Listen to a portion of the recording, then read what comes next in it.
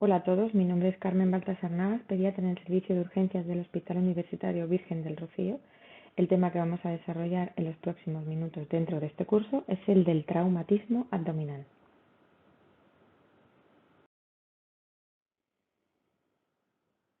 En cuanto a los contenidos que vamos a desarrollar, lo haremos a lo largo de estas 8 secciones que os muestro en esta diapositiva.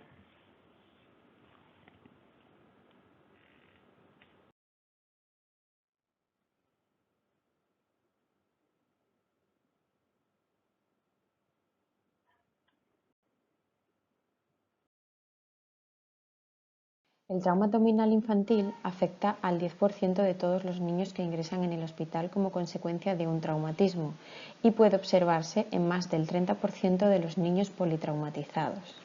La mayoría de los traumatismos abdominales en la edad pediátrica y en nuestro entorno son cerrados, entre un 80 y un 90%, y generalmente son consecuencia de caídas, accidentes de tráfico y accidentes deportivos. La mortalidad va a variar entre un 5 y un 14%. Me gustaría destacar que entre un 25 y un 35% de las muertes por traumatismo podrían evitarse con el desarrollo de una asistencia inicial rápida y adecuada. De ahí la importancia de este curso. El traumatismo abdominal puede presentarse inicialmente con signos sutiles y engañosos, mucho más en el paciente inconsciente. Con frecuencia se acompaña de otras lesiones esqueléticas o craneoencefálicas que pueden atraer toda la atención del explorador, pasando el abdomen a un plano secundario. Su diagnóstico requiere un elevado índice de sospecha. El objetivo primordial va a ser la detección del traumatismo abdominal cerrado con rotura de víscera maciza o hueca, valorando la necesidad de cirugía urgente en ciertos casos. Las etiologías más comunes del traumatismo abdominal en pediatría van a diferenciarse según grupos etarios. En menores de 4 años suelen ser caídas accidentales, de 4 a 10 años son los atropellos y en mayores de 10 años y adolescentes los accidentes de tráfico y deportivos. Con respecto a los órganos más frecuentemente lesionados, en primer lugar se sitúan los órganos sólidos, como son el hígado y el bazo. Se sigue de lesiones en el páncreas, aparato genitourinario, fundamentalmente el riñón, y por último el tracto gastrointestinal. Hay dos cuadros fisiopatológicos en el trauma abdominal grave bien diferenciados. En primer lugar, el shock hipovolémico de origen hemorrágico por lesión vascular o de órganos sólidos. Este cuadro supone una amenaza vital inmediata en el paciente y con alta probabilidad una actitud quirúrgica urgente. Por otro lado, tenemos la peritonitis como consecuencia de la perforación de una víscera hueca, presentándose de manera menos urgente pero potencialmente mortal si no se diagnostica y trata correctamente. En el paciente inestable es útil la ecografía abdominal a pie de cama para el diagnóstico de mioperitoneo, que dictará la actitud terapéutica posterior. Aún así, la TAC con contraste intravenoso es la prueba de elección una vez que el paciente se estabiliza para definir el alcance de las lesiones y valorar la posibilidad de un tratamiento conservador. Tanto las heridas abiertas como los cuerpos extraños penetrantes siempre deben ser valorados y extraídos por el cirujano en el quirófano, como ya comentaremos más adelante. Con respecto a las particularidades pediátricas que deberemos tener en cuenta en el traumatismo abdominal, se encuentran la mayor concentración de órganos en menos espacio, el menor desarrollo de la musculatura abdominal y, por último, la mayor elasticidad y flexibilidad de los tejidos, que ocasiona mayor probabilidad de daño visceral sin lesiones externas aparentes. Por tanto, es necesario tener un alto índice de sospecha de lesión intraabdominal en estos pacientes, sobre todo en politraumatizados y en traumatismos de alta energía, aunque a simple vista no encontremos lesiones evidentes.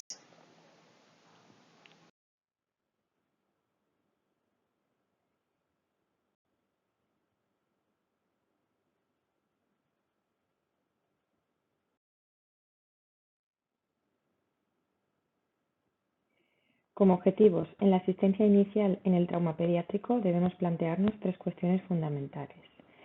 El paciente presenta lesión intraabdominal. La inestabilidad hemodinámica puede ser ocasionada por un sangrado intraabdominal. ¿Requiere un tratamiento quirúrgico urgente? En resumen, ¿existe una lesión potencialmente mortal que debemos tratar de manera emergente?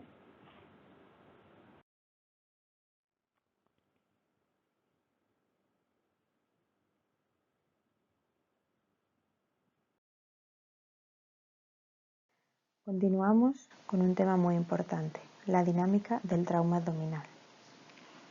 De esta va a depender el tipo de lesión que vamos a encontrar, así como la actitud terapéutica que deberemos llevar a cabo.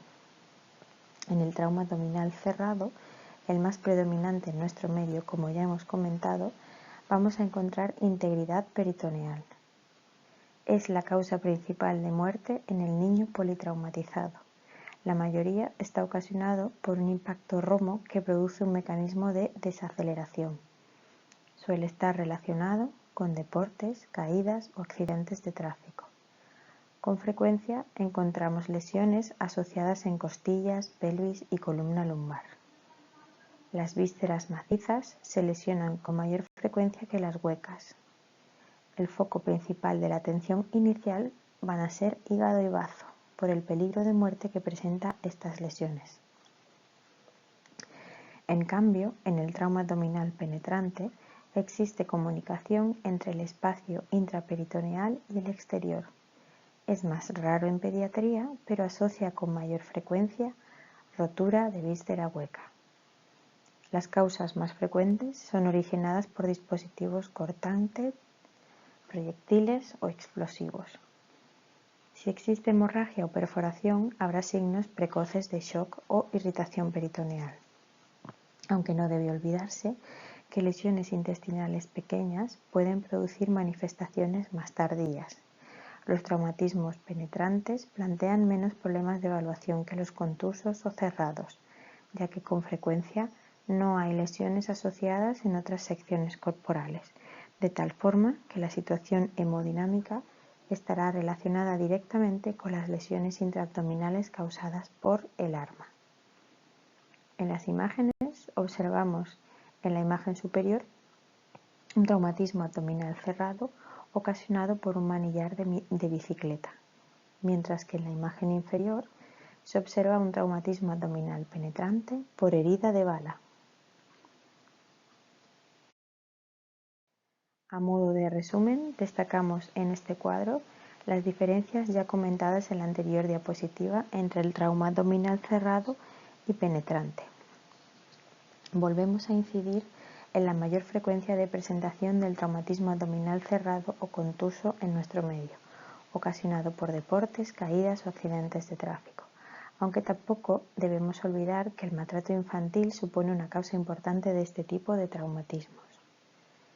Las lesiones se producen por mecanismos de deceleración, dispositivos de sujeción o aplastamiento, y los órganos que más frecuentemente se afectan son hígado, bazo y riñón. El cuadro clínico que vamos a encontrar con mayor frecuencia en estos pacientes es el de hemorragia o shock hipovolémico. El trauma abdominal penetrante es raro en nuestro medio, ocasionado por dispositivos cortantes, proyectiles o explosivos. Se lesionan con mayor frecuencia intestino delgado y grueso, así como los vasos mesentéricos, y la clínica predominante va a ser la de peritonitis o hemorragia. Vamos a comentar los mecanismos de producción de lesión intraabdominal en el traumatismo abdominal cerrado. Por un lado, las fuerzas de compresión que origina un pacto directo o compresión externa contra un objeto fijo, como por ejemplo el cinturón de seguridad, que va a ocasionar una ruptura de víscera sólida o hematoma subcapsular, o bien un aumento de presión transitoria intraluminal con ruptura de víscera hueca, siendo esto último lo menos frecuente. Por otro lado, las fuerzas de desaceleración van a ocasionar un cizallamiento entre las zonas de unión de partes fijas con partes móviles intraabdominales, produciendo desgarro o ruptura de ligamentos o bien lesiones en la capa íntima arterial con el consecuente riesgo de trombosis de las mismas.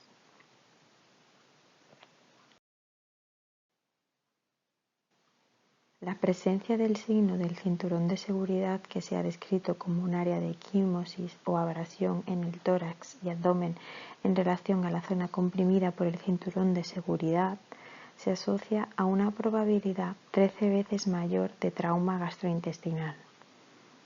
Las lesiones gastrointestinales no son las únicas esperables por este mecanismo.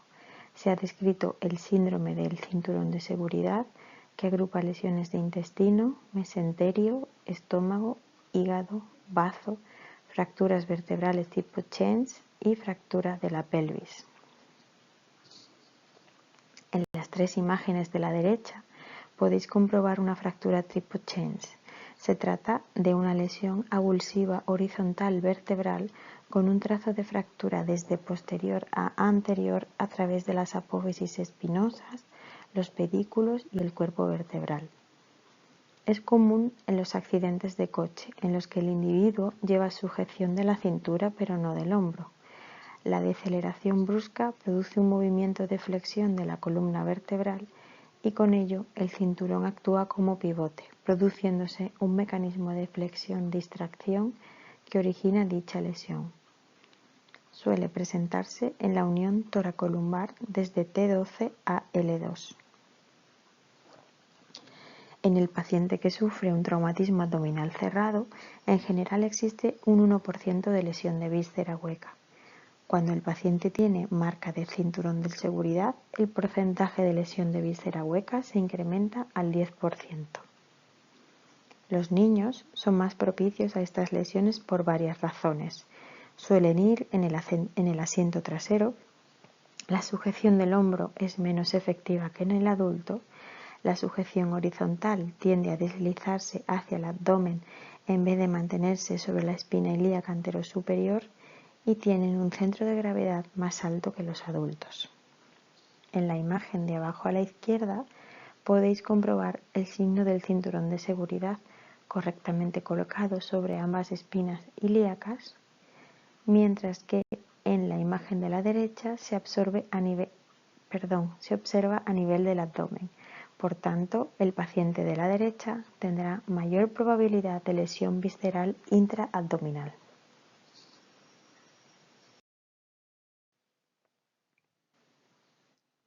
En el trauma abdominal penetrante siempre se va a sospechar lesión intraabdominal. Las heridas por proyectiles de alta velocidad provocarán lesiones a los laterales de su trayectoria por un mecanismo llamado cavitación, y los explosivos podrán ocasionar lesiones por ambos mecanismos, penetrante por proyectiles y cerrado por impacto sobre superficie dura. Las vísceras implicadas con mayor frecuencia serán hígado, intestino delgado, diafragma y colon. Hay que tener en cuenta que las heridas por bala implican con mayor frecuencia lesiones vasculares y trayectos caprichosos que afectan a múltiples órganos no contiguos.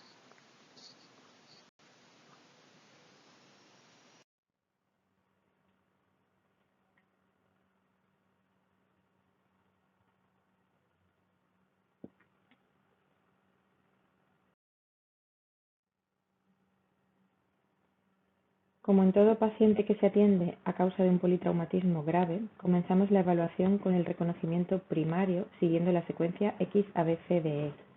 A la derecha podéis observar una imagen sobre el algoritmo extraído de la Sociedad Española de Urgencias Pediátricas en la valoración del paciente politraumatizado.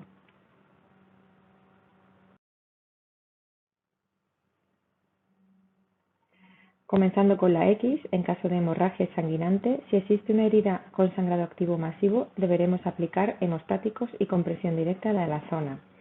En el caso de que exista un objeto enclavado, nunca procederemos a extraerlo. Debemos intentar estabilizarlo y fijarlo. En cuanto a la vía aérea, se deberá comprobar la estabilidad de la misma, manteniendo la inmovilización en aquellos casos con sospecha de probable lesión medular y proceder a la intubación orotraqueal si existiera inestabilidad en la vía aérea, shock refractario a fluidos con inestabilidad hemodinámica o trauma torácico con lesiones de riesgo vital.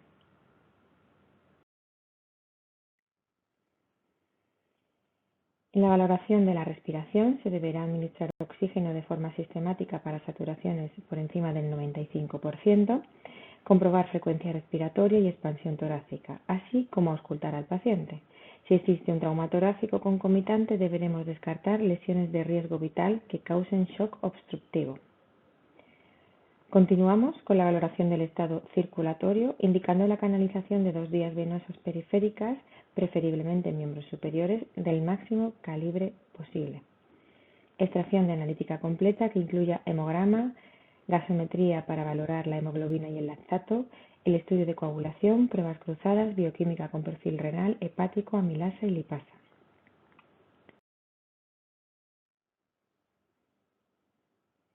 Las actuaciones en caso de shock irán encaminadas hacia el cumplimiento de objetivos terapéuticos como son una tensión arterial sistólica por encima de P95 para la edad, mantener una diuresis por encima de 1 mililitro kilo hora y una hemoglobina de 9 gramos decilitro. En caso de un paciente con un traumatismo abdominal que asocie TCE grave o sospecha de afectación medular, deberemos adaptar la terapia en ese caso. Si sospechamos shock hipovolémico, se administrarán cristaloides balanceados, siendo de elección actualmente el plasmalite a 10 mililitros kilo hasta 2 bolos, siendo necesario el inicio de noradrenalina de forma precoz en caso de no respuesta a fluidos. En el shock hemorrágico se deberán administrar hemoderivados precozmente, junto con el inicio de ácido tranexámico y activación del protocolo de transfusión masiva. Ante inestabilidad persistente será necesaria la exploración quirúrgica tras considerar otras causas de shock concomitante. Recordad que ante la sospecha de un traumatismo pélvico, la colocación de un cinturón pélvico nos puede ayudar a estabilizar al paciente.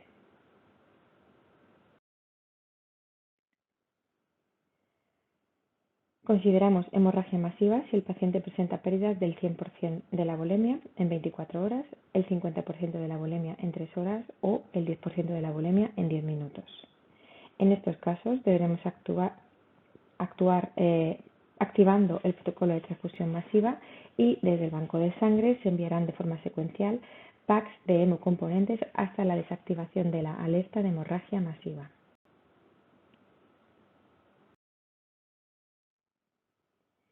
La valoración neurológica explorará el nivel de conciencia, la actividad motora, sensibilidad, glucemia y el dolor del paciente, con la administración de analgesia en función del grado de afectación que pueda presentar.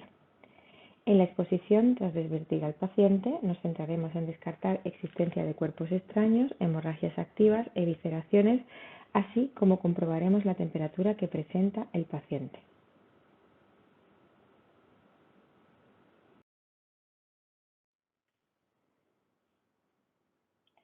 A continuación seguiremos con el reconocimiento secundario con una exploración física detallada de pies a cabeza, así como indagaremos en la historia clínica para conocer los antecedentes del paciente y los acontecimientos que provocaron el traumatismo.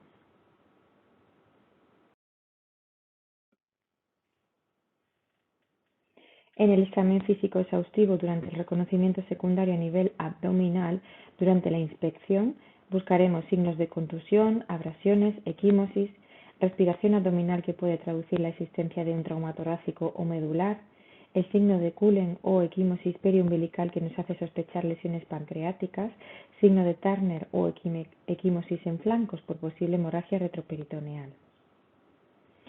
La palpación permite el reconocimiento de masas anormales, dolor y deformidades. La distensión y sensación de empastamiento nos puede indicar una posible hemorragia intraabdominal. La crepitación e inestabilidad de parte inferior de la caja torácica debe hacernos sospechar de lesión hepática o esplénica asociada a fracturas costales. Los signos de peritonitis o el dolor espontáneo o a la palpación, sobre todo a la descompresión, puede indicarnos una lesión de víscera hueca con salida de contenido intestinal a la cavidad. En niños es muy frecuente la dilatación refleja de la cámara gástrica, que puede dificultar la exploración adecuada del abdomen. Por tanto, la colocación de una sonda nasogástrica u orogástrica mejorará la exploración y además disminuye el riesgo de aspiración y mejora la ventilación.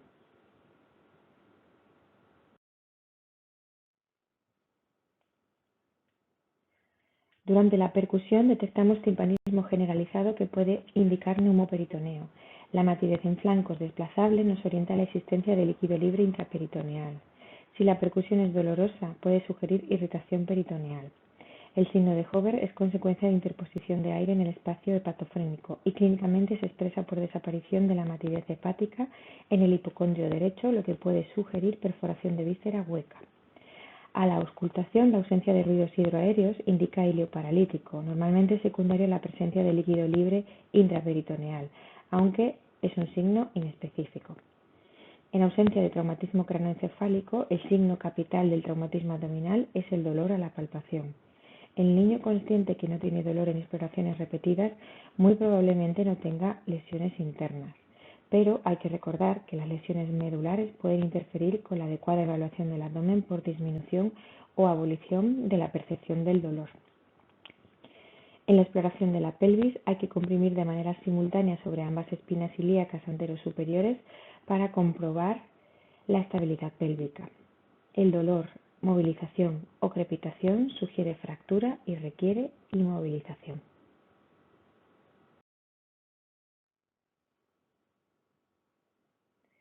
En la exploración de perineo y glúteos se sospechará lesión uretral si encontramos sangre en meato o equimosis o hematomas en perineo escroto, contraindicando en ese caso el sondaje vesical. El tacto rectal evalúa el tono del esfínter que nos muestra la afectación medular y la presencia de sangrado por posible perforación intestinal. En la región glútea, las heridas penetrantes se asocian en un 50% a lesiones intraabdominales, sobre todo perforación rectal. Y por último, no se nos debe olvidar la exploración de la espalda para no encontrarnos sorpresas. En la historia clínica es importante obtener la mayor parte de información sobre el mecanismo etiológico. En los accidentes de tráfico es importante el asiento del niño, el sentido de la marcha, uso y si es correcto o no del cinturón de seguridad, empleo de sillas homologadas y o elevadores. Con respecto a hechos específicos del accidente, la velocidad del vehículo, el tipo de colisión, la activación del airbag, existencia de otros lesionados o fallecidos en el accidente. En los atropellos habría que conocer la relación entre el tamaño del niño y del vehículo. En niños pequeños, el impacto con un monovolumen furgoneta aumenta la probabilidad de lesiones intraabdominales. En las caídas de bicicleta se produce lesión por impacto directo con alguna estructura, como es el manillar, el sillín o el cuadro. Y lo más común es encontrar una pancreatitis traumática por impacto del manillar en epigastrio. En el maltrato infantil encontramos una anamnesis no concordante con lesiones observadas o simplemente una omisión del origen de dichas lesiones. Y las heridas por explosivo hay que conocer el lugar del accidente, porque habrá más lesiones si es cerrado, y distancia entre el herido y el explosivo.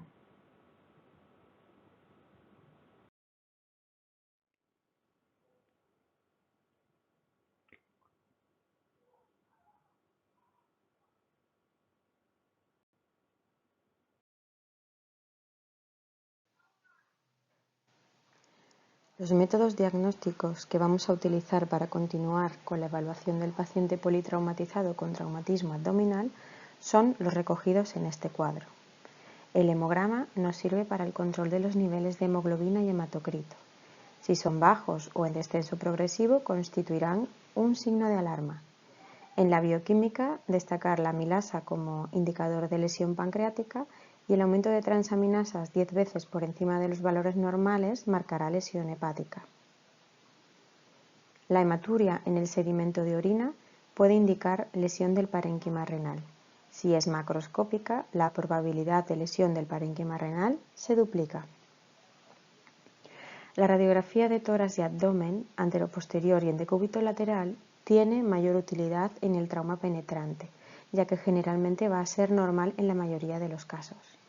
En la radiografía de tórax podremos detectar neumoperitoneo o elevación diafragmática y en la radiografía de abdomen, además de estos signos de probable lesión intraabdominal, encontraremos otros como el borramiento del psoas o la localización anómala de la sonda nasogástrica. La ecografía abdominal supone en la actualidad la técnica de elección inicialmente en la sala de emergencias a la llegada del paciente politraumatizado. Aunque anteriormente quedaba reservada para pacientes inestables, hay tendencia a usarla de forma sistemática en todo politrauma. La TAC abdominal posee mayor sensibilidad y especificidad que la ecografía. Define con claridad la localización y la magnitud de las lesiones y es muy útil para el estudio del retroperitoneo. Está indicada en el paciente que responde a las cargas de volumen, quedando posteriormente estable hemodinámicamente.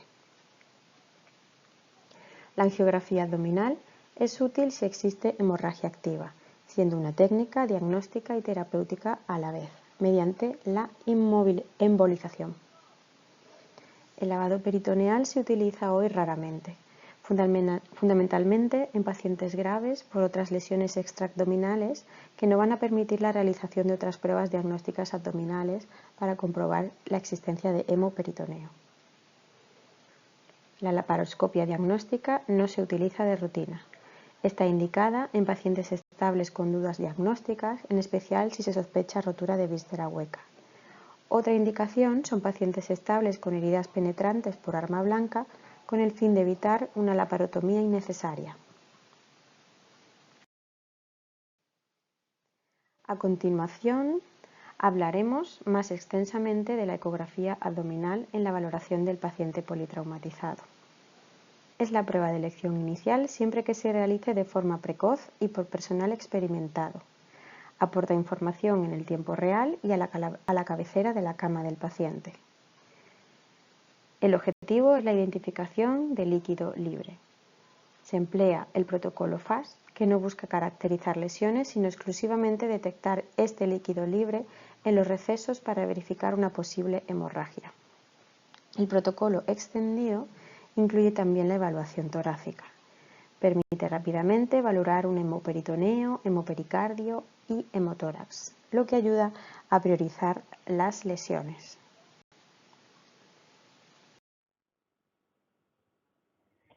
La ecografía debe realizarse de forma simultánea a la administración de fluidos en el reconocimiento primario al evaluar la C. Como ya hemos comentado previamente, permite realizar estudios secuenciales para hacer un seguimiento del hemoperitoneo sin riesgo añadido.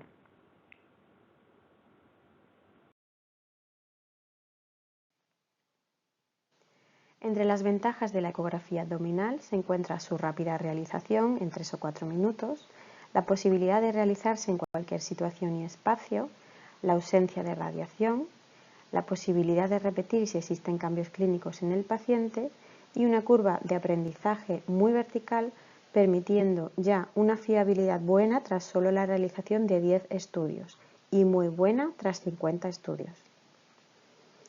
Entre las limitaciones de la técnica tenemos la no detección de pequeñas cantidades de líquido libre, así como sangrado retroperitoneal. No permite graduar el daño en órganos sólidos que no produzcan un sangrado significativo, no detecta daño en intestino, mesenterio o diafragma y la disminución de su rentabilidad si existe obesidad, meteorismo o enfisema subcutáneo. No debemos olvidar que, a pesar de lo útil de la ecografía abdominal, en las unidades de urgencias pediátricas, el patrón oro que permite detectar lesión intraabdominal sigue siendo la TAC abdominal.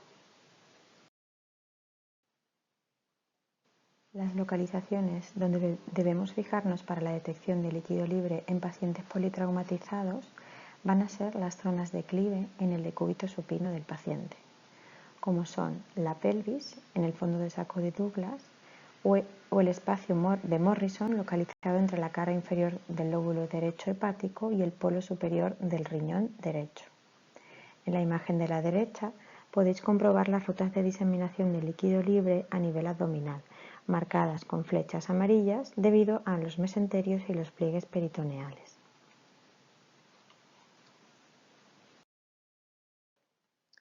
Vamos a buscar en estas localizaciones líquido libre, obteniéndose una imagen anecoica en caso de sangrado intraabdominal.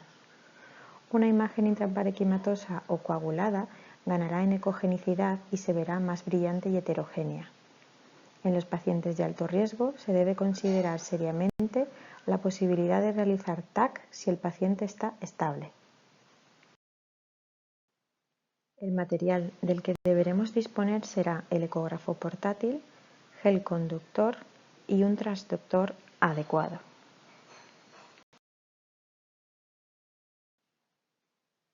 El transductor que vamos a utilizar es de baja frecuencia, entre 3 y 5 MHz, y por tanto alta profundidad, sectorial o convex, y nos permitirá la exploración tanto de abdomen como de tórax en el protocolo EFAST. La técnica que vamos a seguir para la evaluación del paciente será con este en decúbito supino, preferiblemente sin sonda vesical, y utilizando el preconfigurado abdominal en el caso de tenerlo disponible en nuestro ecógrafo. En la valoración del abdomen hay que intentar que el campo de visión incluya toda la profundidad posible. El marcador de la sonda siempre deberá ir dirigido hacia la derecha del paciente en los cortes transversales y hacia la cabeza del mismo en los cortes longitudinales.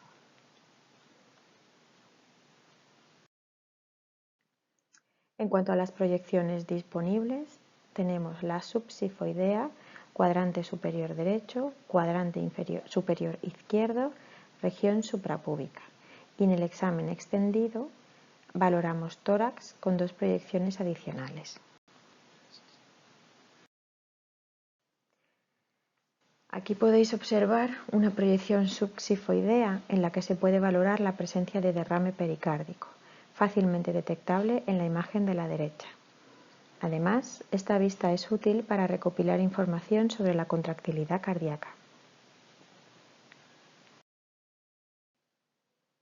En la proyección del cuadrante superior derecho valoramos la presencia de hemoperitoneo o hemotórax. Los puntos de referencia son el hígado, el riñón y el diafragma. En la imagen de la derecha comprobáis una línea anecoica entre hígado y riñón derecho que se corresponde con un posible hemoperitoneo localizado en el espacio de Morrison.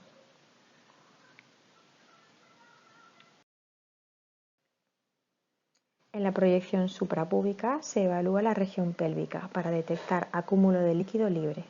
Es importante saber que una pequeña cantidad de líquido en la zona puede ser fisiológico en la mujer.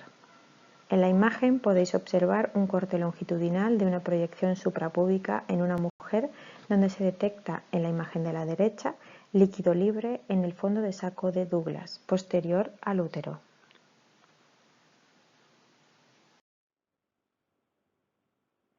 El TAC abdominal multicorte con contraste es la prueba gold estándar en el paciente politraumatizado. Se debe realizar en pacientes hemodinámicamente estables sin que por ello se retrase su tratamiento definitivo en caso de necesidad. Hay que realizarlo con el protocolo ALARA, haciendo referencia a la menor dosis de radiación posible en los casos indicados y en la localización que sea necesaria. Las imágenes deben ser interpretadas de forma inmediata por un radiólogo que participará en la toma de decisiones sobre la idoneidad de la prueba o la ampliación del estudio de imagen según los hallazgos. Ante la existencia de líquido libre en el TAC en un paciente estable sin lesión de víscera sólida, hay que tener en cuenta la posibilidad de lesión de víscera hueca.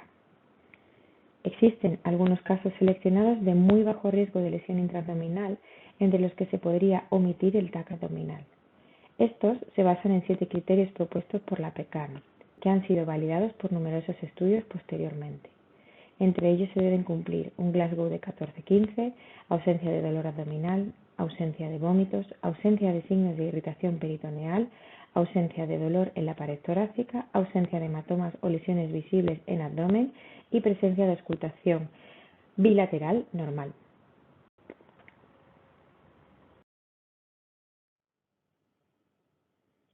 En esta diapositiva os traigo un estudio multicéntrico de validación externa de una regla de predicción clínica, donde los datos sobre la historia clínica y el examen físico de los pacientes se recopilaron de forma prospectiva y posteriormente los investigadores aplicaron la regla de predicción de PECAN de forma retrospectiva sobre este conjunto de datos para evaluar su precisión diagnóstica. El objetivo primario fue medir la capacidad de la regla de PECAN para identificar de forma segura a niños con riesgo muy bajo de lesiones intraabdominales que requieran intervención aguda, como puede ser una cirugía, transfusiones o embolización. Y como objetivo secundario se midió la precisión de la regla PET-SRC para predecir cualquier lesión intraabdominal, es decir, aquellas que no requieren una intervención inmediata como las que excluye de PECAN, pero que quizás precisen de hospitalización, monitoreo y restricciones de la actividad. Además de variables clínicas, como es el dolor abdominal o la sensibilidad y distensión en el examen físico, esta nueva regla incorpora pruebas de laboratorio y radiología, compensando las limitaciones del examen físico de PECAN.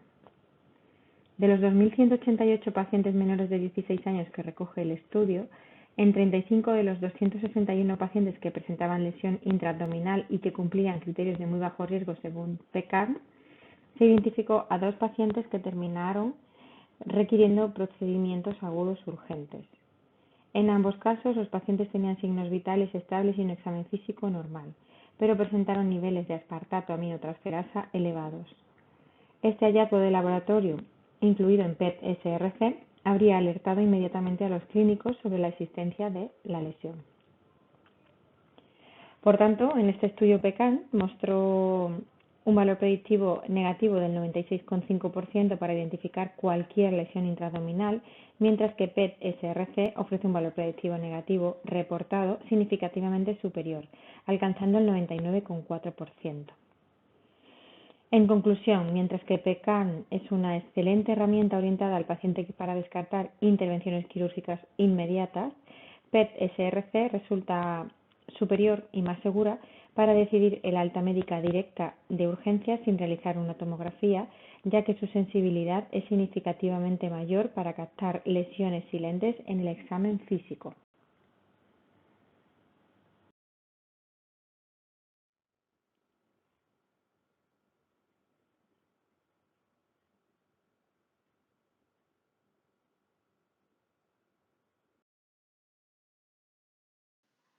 En cuanto a las particularidades del manejo de los pacientes con traumatismo abdominal, destacamos la necesidad de colocar una sonda nasogástrica cuando exploramos la nariz, salvo que estemos ante un trauma maxilofacial grave o sospecha de fractura de base de cráneo, que se deberá colocar orogástrica. Y con esta maniobra vamos a permitir la descompresión del estómago, facilitando la exploración abdominal y disminuyendo el riesgo de aspiración. Y a la vez, en caso de detectar sangre en el aspirado, puede indicar lesión esofágica o en tracto gastrointestinal superior. Igualmente, se procederá al sondaje vesical durante el examen secundario tras explorar genitales y perine, salvo signos de rotura uretral. Este procedimiento permitirá descomprimir vejiga, comprobar la existencia de hematuria y monitorizar correctamente la diuresis de estos pacientes. También, en caso de dudas sobre la indemnidad de la pared vesical, permitirá la realización de una cistografía diagnóstica.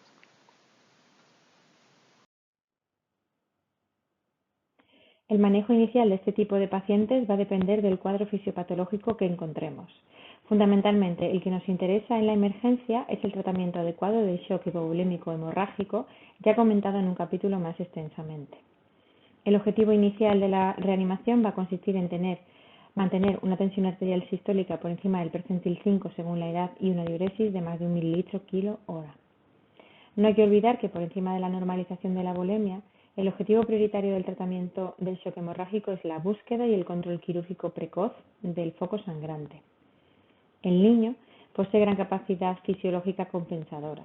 La aparición de hipotensión implica pérdidas sanguíneas superiores al 25-30% de la volemia. El hematocrito es de poca ayuda en la evaluación inicial, ya que puede supra- o infravalorar pérdidas sanguíneas agudas importantes.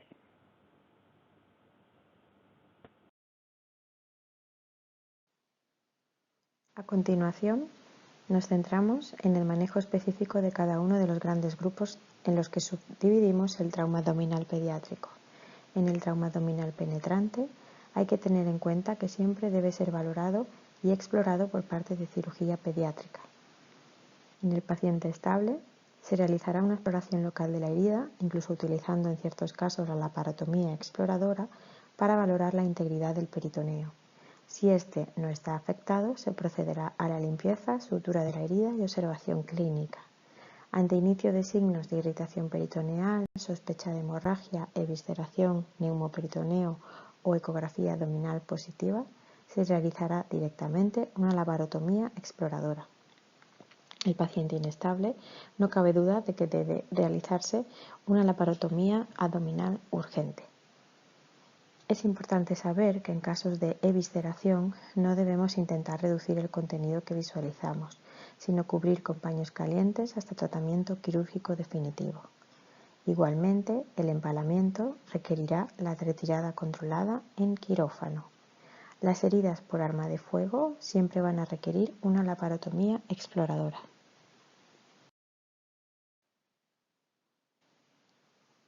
En el trauma abdominal cerrado siempre surgen más dudas sobre el manejo que el trauma abdominal penetrante.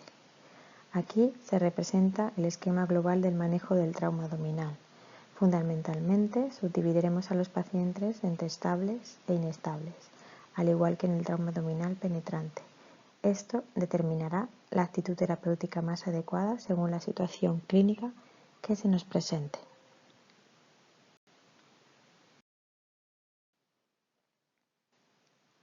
Si estamos ante un paciente estable, definido como aquel que responde a las sobrecargas iniciales de líquidos y posteriormente permanece estable, en la fase de estudio se le debe realizar un TAC abdominal, prueba de elección para guiar el manejo no quirúrgico de un traumatismo abdominal, y el resto de estudios en función de los hallazgos clínicos. Si existe hemoperitoneo por lesión de una víscera maciza, se realizará vigilancia en la UCI pediátrica. Ante inestabilidad o progresión de síntomas, se realizará laparotomía. Si hay confirmación de una lesión de víscera hueca, clínica de peritonitis o hallazgo radiológico de gas extraluminal o neumoperitoneo, está indicada la laparotomía. Si existe sospecha de perforación de víscera hueca, pero la TAC no es concluyente, se puede realizar una laparoscopia si no existe hipertensión intracraneal previa a la laparotomía.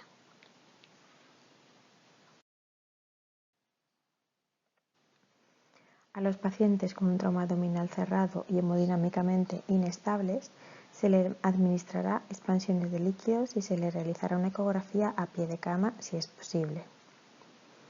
La lesión de una víscera maciza sin respuesta a líquidos implica un sangrado abdominal no controlado, por lo que se realizará una laparotomía. El problema puede surgir en pacientes inestables con un trauma abdominal y trauma craneal, que precisan neurocirugía por focalidad o signos de hipertensión intracraneal. Si no es posible la realización del TAC, se hará una ecografía abdominal para descartar lesión intraabdominal. Si la ecografía es positiva, se realizará una laparotomía y posteriormente la neurocirugía. Si la ecografía es negativa, se deben buscar otras lesiones como causa del shock. La respuesta transitoria a líquidos con necesidad mantenida de hemoderivados sugiere un sangrado activo. Si se confirma el sangrado repitiendo la ecografía, se debe realizar una laparotomía. Si hay confirmación de lesión en víscera hueca, está indicada inicialmente la laparotomía. La fractura de pelvis asociada a un hematoma retroperitoneal es una situación compleja. Se puede realizar estabilización pélvica mediante fijadores externos y si no se controla el sangrado, el procedimiento de elección sería la arteriografía para localizar el vaso sangrante y proceder a su embolización.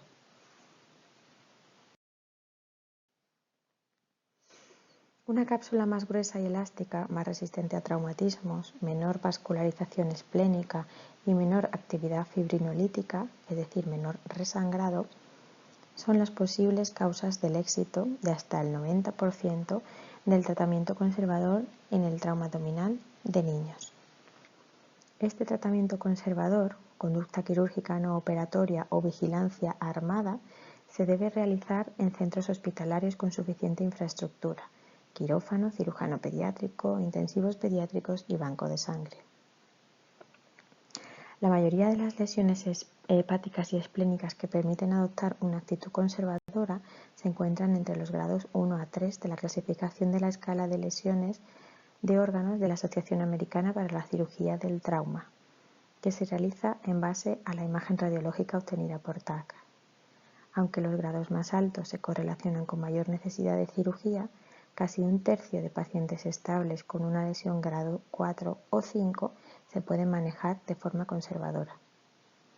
Sin embargo, varios estudios en niños parecen indicar que una clasificación como la anterior basada en hallazgos radiológicos no es válida para predecir los pacientes que requerirán cirugía. En definitiva, la necesidad de cirugía se debe basar principalmente en la inestabilidad hemodinámica.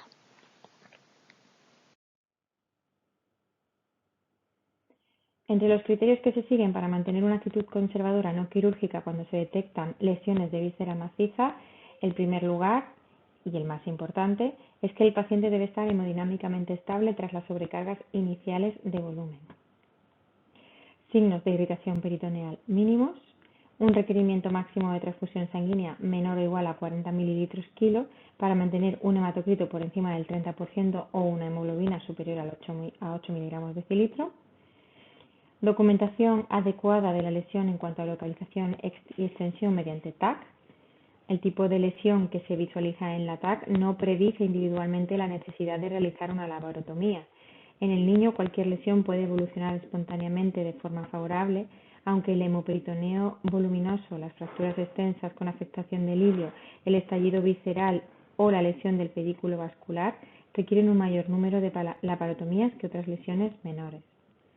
Los pacientes deberán ser observados y estrechamente monitorizados durante las primeras 24-48 horas y el cirujano debe estar disponible para una intervención urgente si aparece hipotensión, signos de irritación peritoneal, distensión abdominal progresiva o necesidades transfusionales crecientes. La mayoría de los niños que van a requerir la cirugía lo harán durante las primeras 12 horas de observación.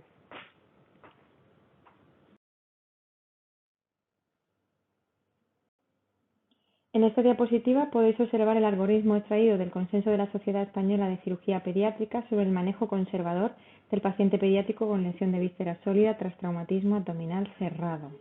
Se trata de una publicación reciente que nos puede ayudar a la toma de decisiones en estos pacientes que no tienen una indicación quirúrgica urgente en las primeras horas de atención hospitalaria.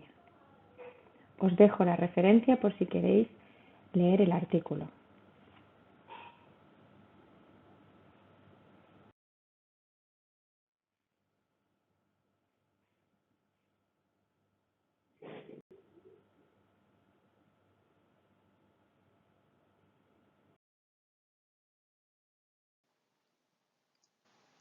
A continuación, comenzamos con las lesiones específicas por órganos.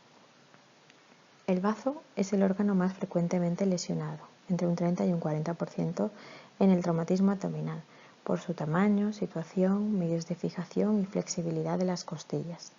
La clínica más habitual es shock por hemorragia intraabdominal asociada a dolor espontáneo o a la palpación en cuadrante superior izquierdo y dolor en el hombro izquierdo por irritación diafragmática. El dolor puede faltar en el niño inconsciente. Cuando el trauma abdominal es grave, la descompensación hemodinámica es inmediata. Si la lesión es de poca magnitud, se forma un hematoma periesplénico progresivo, manteniéndose el paciente sin signos de hipovolemia durante horas o días, hasta que sobrepasa la capacidad de contención de la celda esplénica y se produce el vaciamiento brusco del hematoma. Esta modalidad se conoce como hemorragia en dos tiempos, característica exclusiva del bazo. En la radiografía de tórax pueden verse fracturas costales, contusión pulmonar o derrame pleural en el lado izquierdo. La ecografía puede subestimar la gravedad de la lesión. El diagnóstico definitivo se realiza con TAC con contraste cuando el paciente está hemodinámicamente estable. Puesto que el sangrado tiende a autolimitarse, la mayoría, en un 90-95%, se van a manejar con éxito, ya sea por tratamiento médico, 80%, o mediante cirugía conservadora, un 15%. Si el traumatismo esplénico no responde a la reanimación inicial, la prioridad del cirujano será una laparotomía para detener el sangrado intentando conservar el bazo.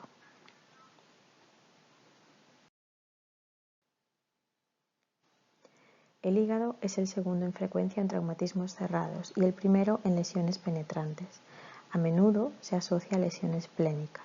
Su mortalidad es más elevada que en el trauma esplénico por mayor sangrado y presencia de coagulopatía. La TAC es igualmente el método diagnóstico de elección. Se realiza un tratamiento conservador, como en el traumatismo esplénico, aunque las roturas amplias requieren cirugía con más frecuencia debido al mayor sangrado. Las lesiones más frecuentes son en el lóbulo hepático derecho, por desaceleración brusca, y pueden acompañarse de contusión pulmonar, neumotórax y fracturas renales. El lóbulo izquierdo se afecta por traumatismo directo epigástrico y puede asociarse a lesiones de colon, duodeno, páncreas y miocardio.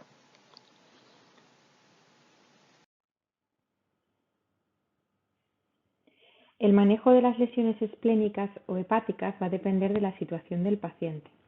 Por un lado, el manejo conservador, que es lo más frecuente, y las medidas terapéuticas básicas se basarán en la monitorización de constantes estrecha, tras valoración global del paciente y toma de decisiones consensuadas por el equipo, hemogramas seriados cada 12 horas, reposo absoluto en cama durante las primeras 24-48 horas y dieta absoluta con protección gástrica con inhibidor de la bomba de protones. En el paciente con inestabilidad hemodinámica, como ya hemos comentado anteriormente, se deberá realizar la exploración quirúrgica urgente. Y si existiera sangrado activo, se valorará el caso con radiología intervencionista para valorar la posibilidad de embolización.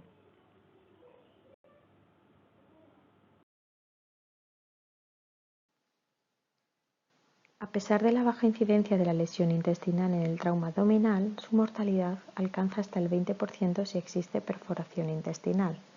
Las causas más frecuentes, en el caso de los traumatismos cerrados, es la desaceleración brusca, localizándose las lesiones en los puntos de fijación del intestino, yeyuno proximal, distal al ligamento de Treitz e ilion distal. Las lesiones que con más frecuencia se encuentran son vasculares, perforaciones que pueden ser inmediatas o retardadas como consecuencia de la necrosis de la pared y hematomas intestinales. El diagnóstico es complicado. Solo el 30% dará signos de irritación peritoneal al inicio. Por eso es fundamental la reevaluación constante de estos pacientes. A las 12-24 horas suelen aparecer los síntomas de fiebre, dolor abdominal, distensión abdominal o disminución de la diuresis como consecuencia de una peritonitis asociada a la lesión intestinal.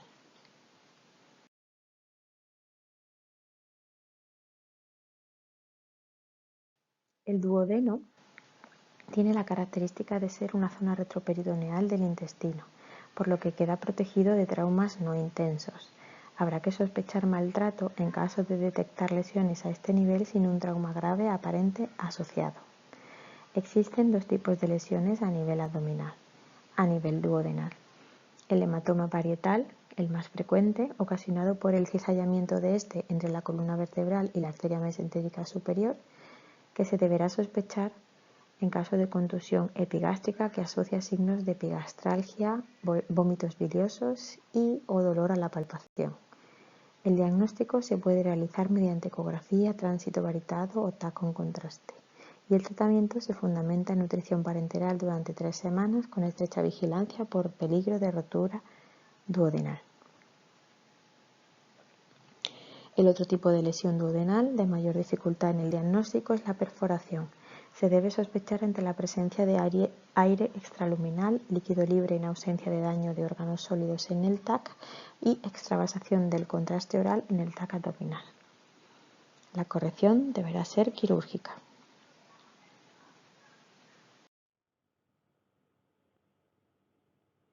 El páncreas se afecta más raramente, entre el 2 y 5% de los traumatismos abdominales.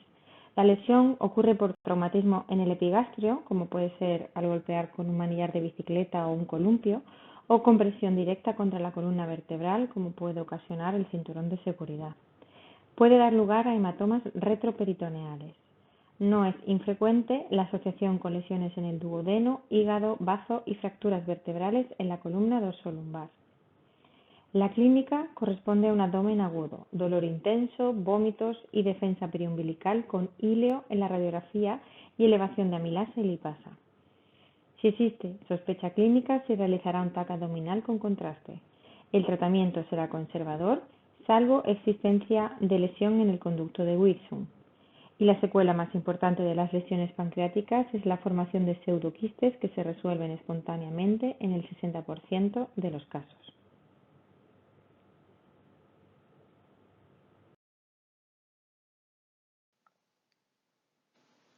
El riñón se lesiona con frecuencia, un 15-20%, ante contusión lumbaro-pélvica y lesiones penetrantes retroperitoneales por desaceleración. La mortalidad es del 1% relacionada con lesiones del pedículo vascular y estallidos. Puede existir dolor local con hematoma lumbar y la hematuria es un signo clave e indicación de estudio ecográfico o TAC. Se encuentran lesiones de parénquima renal y o del sistema excretor. Cuando la lesión es del parénquima, se produce un hematoma perirrenal que puede estar acompañado de shock, sobre todo si es grande, y se asocia a lesiones de bazo e hígado. El tratamiento suele ser conservador. El 80% de las lesiones van a evolucionar espontáneamente y en el 20% se extirpa el riñón por lesiones graves de pelvis, renal o pedículo vascular.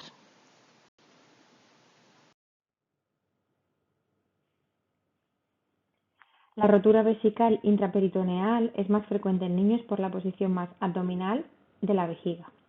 Se produce por mecanismos de aceleración-desaceleración o un traumatismo en el hipogastrio, como puede ser el cinturón, con aumento brusco de la presión sobre una vejiga llena.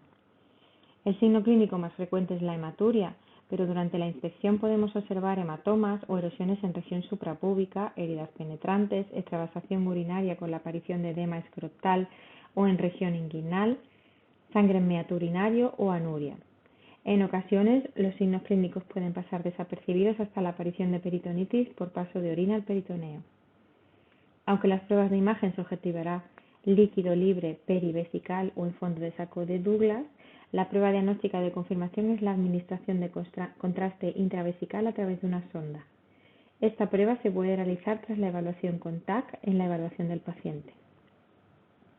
El manejo, inicialmente, en aquellos casos sin lesión uretral concomitante, se debe colocar una sonda uretral para control de diuresis y vaciado continuo vesical. En caso de sospecha de lesión a nivel de cuello vesical, se valorará colocar una sonda suprapúbica. En aquellos con rotura vesical intraperitoneal, se debe valorar el abordaje quirúrgico para reparar el defecto.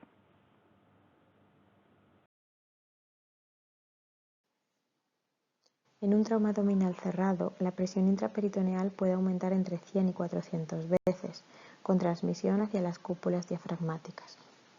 Las lesiones del diafragma son más frecuentes en el lado izquierdo, un 80-90%, ya que el hiato esofágico favorece su desgarro y el hígado y el corazón protegen el hemidiafragma derecho.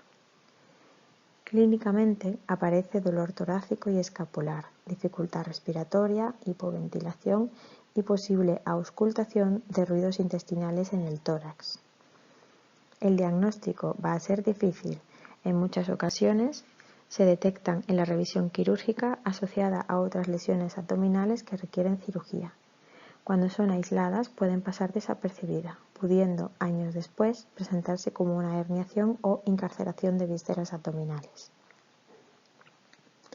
En la radiografía de tórax se puede apreciar el borramiento de la cúpula diafragmática izquierda, la herniación de estructuras abdominales, sonda nasogástrica en tórax o neumotórax y neumoperitoneo.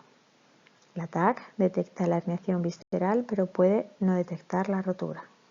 La reparación se realiza mediante la parotomía o bien toracotomía si hay lesiones torácicas asociadas.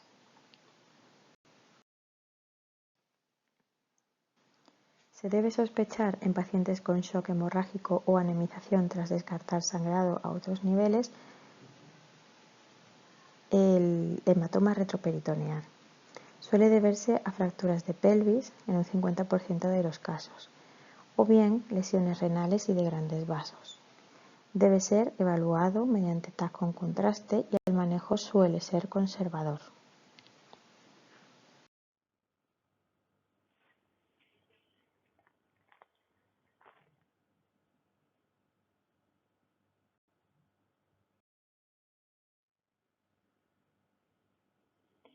Y para finalizar, aquellos puntos clave que debéis aprender tras este capítulo es que el trauma abdominal es una causa frecuente de mortalidad en el politraumatizado pediátrico. Es fundamental realizar una adecuada historia clínica, conocer la biomecánica del accidente y una exploración física exhaustiva y rigurosa. Es importante tener un alto índice de sospecha de lesión intraabdominal, aunque el paciente no presente lesiones externas evidentes, sobre todo si el traumatismo ha sido debido a una alta energía. Disponemos de reglas de decisión clínica como PECAN o la regla PET-SRC, que mejora la detección de cualquier lesión intraabdominal a la hora de dar el alta a un paciente sin prueba de imagen realizada.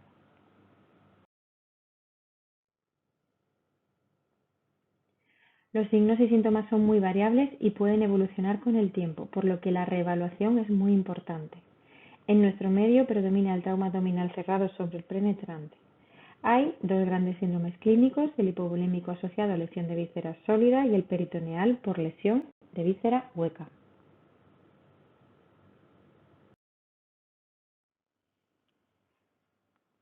El manejo inicial del politraumatizado grave sigue la secuencia X-ABCDE con la resolución de problemas conforme los vamos diagnosticando y requiere de un trabajo en equipo coordinado y eficaz.